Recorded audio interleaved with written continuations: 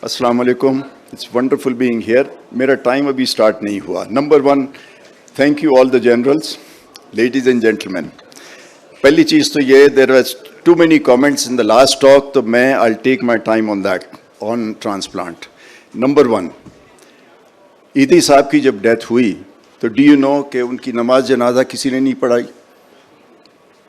All the Maulvis actually refused कि इसने अपनी आंखें डोनेट कर दी हैं जो कि हराम है.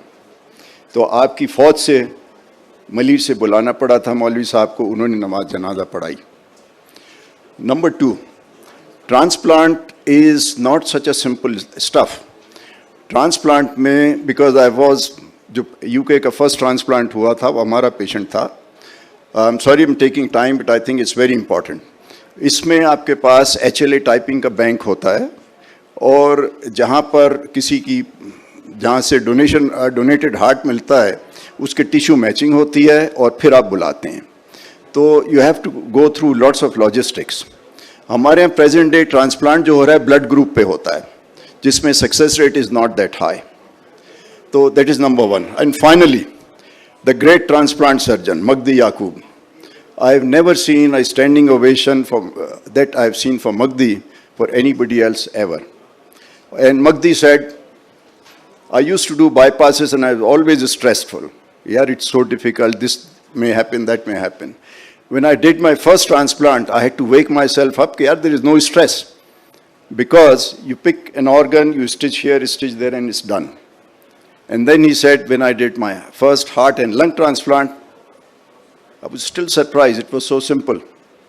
And when I did my heart, lung, and liver transplant, he said, literally, I picked up this thing from one frame, put it on the other frame, and tie it one end and the other end. So technically, surgery may be very simple, but I think it's the tissue matching and logistics which is not always so easy. Present day, heart transplant की waiting list is almost 6 to 8 years. और उसकी वजह यही है कि tissue match करना is not always easy. Plus in my time when I was in training there were lots of accidents, क्योंकि drinking driving पे बैन नहीं था. अब जब से ये हुआ है एक्सीडेंट्स कम हो गए यंग लोगों के, प्लस एक्सीडेंट्स होते भी हैं तो treatment is so good that majority is saved. तो I think there will be problems but I am glad you are planning it. Whatever we have to take a start. So wanted to make these comments before I start my talk. Okay, now my time may start. Let's go. So You already spent 3 minutes. yes, I told you कि my time. Okay, जितनी बातें करोगे मैं अपना इतना ही delay करूँगा time. Thank you. Sorry about that. Apologies. Okay, now this is the topic, chronic coronary syndrome. What is this, yaar? In 2013. It was called, ESC called it chronic stable angina. We all knew about stable angina and unstable long time ago. In 2019, they changed it to chronic coronary syndrome. Now what happened? Last year, the Americans came up with a new word that is chronic coronary disease, CCD. So now we are talking about it. I'll go through both very rapidly. What is this? What is not? You all understand everything. So, oh dear, this doesn't, I can't read it myself. So anyway, suspected and established are somebody who is already known to have coronary disease. They are all chronic coronary syndromes unless they become unstable or acute coronary syndrome. This may be LV dysfunction, heart failure, and all those things. My God. Now, I've just received this talk. Anyway, if the resting ECG is abnormal, you can assume that this patient has got chronic coronary disease, and you don't need to do a stress test on these people to diagnose this patient. Okay, echocardiography, we know wall motion abnormalities, LV dysfunctions, we should suspect coronary disease in those patients. I'll go rapidly because there are many slides, and I just have to do a little comparison between 2019 and 2023. Exercise ECG was class 1, level C. And of course, furthermore, stress echocardiography, spectra, or PET, or contrast echocardiography, or CMR. So coronary angiography was again class 1 in a certain group of patients where they needed. I'm just going to go, oh my God, yeah. Okay, management, it's more or less the same, not very big difference. Lifestyle, pharmacological, and revascularization. These are the basic theme of management of coronary disease. Lifestyle, I won't spend too much time on that. Diet pe, I think I always enjoy talking on diet because the kind of diet we prescribe to our patient, ki ye band, wo band, phika, ubla hua khana, for God's sake, if you look into the data, more people die on such a diet than they survive. They need nourishment. Calorie intake has to be there. Fat intake is mandatory. You cut down fat intake from 40% of your calorie in normal diet to 35%, and if you are very strict, to 30%. And you got to use oil which is rich in polyunsaturated fats or monosaturated fats. Okay. Again, I think I'll move on to now 2023. I'll move. Here there is differences that ivabradine in ESC is part of the management, whereas I'll go through next. In ASC, this is class 3. Okay, so ranolazine is there. Trimetazine is not available in ACC or AHA. These are the difference between the across the Atlantic. Aspirin is there. Anticoagulation, this is all the same. I'll just move on to statin again. Most of us do not prescribe high intensity statins. I wonder really why. People come to me when I give high dose statin. Many people will come back to me, ji फला doctor ने कम कर दिया, उसने इतना कर दिया, उसने कहा तुम्हें ये हो जाएगा, तुम्हें वो हो जाएगा, and he says body pains हो रहे हैं. Now when you explain to them the benefit of statin is the only group of drug which is proved to slow down or prevent the progression of the disease.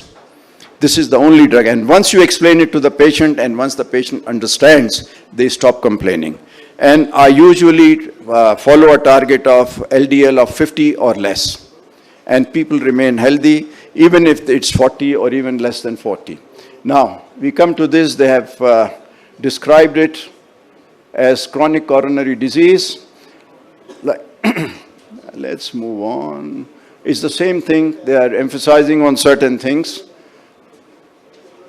which is lifestyle mainly, diagnostic evaluation. Now, they recommend the diagnostic evaluation should be done only in those patients where there is symptomatic change or functional change. Otherwise, don't do any further tests, just carry on, follow up, and they advise follow up once a year at least. So it's more of the same thing, and you can actually do any kind of stress test or even angiogram if you think feasible. So it's all allowed as class 1. Okay, I won't spend time on that. Risk stratification you have to do before you decide to treat them for long term. They should have long term planning, and that is where risk stratification is important. Okay. Now again, general approach, won't spend time on that. Now this is something which may not be available to us. There are 4, 5, 6, 7, 8, 9, 10 things. And in our part of the world, one person has to behave like 10 different people. So it's the physician alone. Your patient expect कि जी सारा काम doctor ने करना है, diet भी करना है, exercise भी बताना है, प्रोटोकॉल वगैरह. This is where a system is needed, which may be available to FIC, but I don't think anywhere else. And in fact, NICBD is trying to evolve this system. And I've seen they have rehab center as well as awareness sessions they perform. And in fact, preventive cardiology, they have developed a department. So team-based approach, this is again, more or less repeat of the same thing. So many persons, you have to collaborate in your own mind.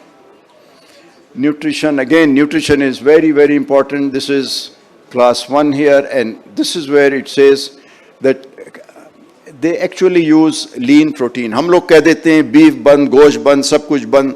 Now, where do we get it? I don't know, because it's not science. They mention lean protein, that is meat without fat, lean meat. Of course, overall, we must cut down animal food intake and prefer vegetable origin diet, which is very true, but there is no indication कि should stop it altogether. तो उबला हुआ खाना, लौकी खिलाना, हमारे यहाँ तो कहते हैं कि सुन्नत भी है, और बेचारे मरीज का बड़ा बुरा हाल होता है. So this is again a very, very important part of my treatment that I advise, because if you do not feed them well, if they do not get enough nourishment, they are not going to act. They will be in bed, and lying in bed is very dangerous. Again, I would like to, I don't know if how many of you actually understand this thing. Since 1950, when after first myocardial infarction, 95% people were stand retired. And 30% of them used to die because bed rest was minimum 3 months. And during those 3 months, many people used to die. Most of them DVT and pulmonary embolism. And most of the time when we see people are going back to normal, 95% people go back to work, a lot of it, most of it is actually related to early ambulation, mobility, exercise, and that's what keeps us going. Okay. Again, it says if you look at the, idhar hai kuch dikhane ka? Yeah. Yeah, pointer. If you look at that, they have actually classified as monosaturated as a very high content, although the Europeans do not mention monosaturated at all. They mention only polyunsaturated. So 20%, 10%, and saturated fat should be less than 10% of the total fat intake. That is the advice. Okay. Tobacco, of course, it must go. That includes vaping as well. Alcohol, there was a time in 80s and 90s when people used to say, कि यार थोड़ा सा alcohol ले लिया करो अच्छा होता है. But now we know even a small quantity of alcohol is not good for myocardium. You may have your coronaries going for a while, but it does affect your myocardium. And this has been known since early 80s. So it is not recommended. Nobody will recommend. And if somebody is taking it, ask them to cut it down to whatever limit they have set. Well, of course, this was, when I came back to Pakistan, this was a no-go for a myocardial infarction. I wrote a rehabilitation program, and in that I had mentioned. So I remember late Syed Aslam साहब जब अपनी किताब लिख रहे थे तो उन्होंने कहा यार मुझे भेज दो तुमने बड़ा अच्छा लिखा है खास तौर से इस सब्जेक्ट पे तो आई थिंक इनकी किसी बुक में रेफरेंस दिया हुआ है इसका lipid management. I think here this is very important. To me, LDL of 50 or less in established coronary disease to prevent the progression of the disease. Because acute episodes, nobody knows when it happens, but this is the only group of drug which stabilizes. So much so that if it doesn't work, then you can add ezetimibe, and if that doesn't work, you can have PCSK9, and hopefully we'll have inclisiran very soon in our country, which has proved to be very beneficial. At least PCSK9 per data bhi hai. Inclisiran ka data is in the process, but whatever data it is there, it is safe. mRNA-based medicine, and all our new medicines are going to be mRNA-based. That is, so they will be targeted specifically rather than affecting the whole system. 1 minute left. Thank you. There won't be much. Very high risk, we all know about it. In fact, I want to raise a few questions after that, rather than talking about all this, because most of you do not, just the heading should tell you what I'm trying to say.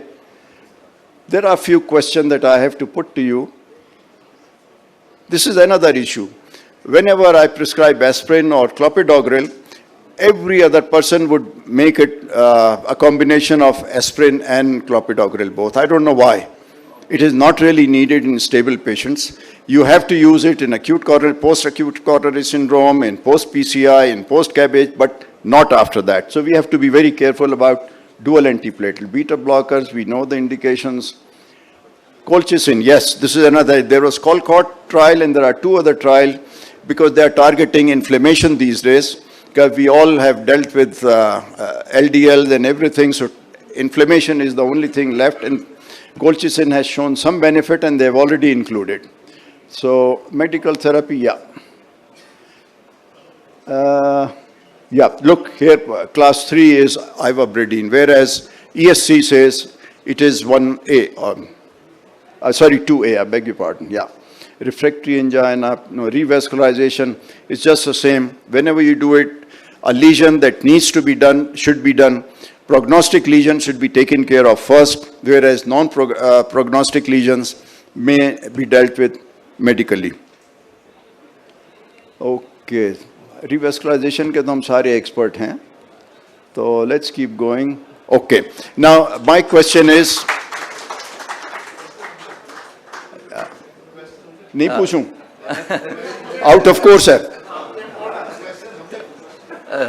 Yes, I think it's been a great presentation. The stable coronary artery disease is a whole subject of its own. Yep. So if everyone agrees, we will take the question towards the end, if that's okay. Just I've one said short enough. comment.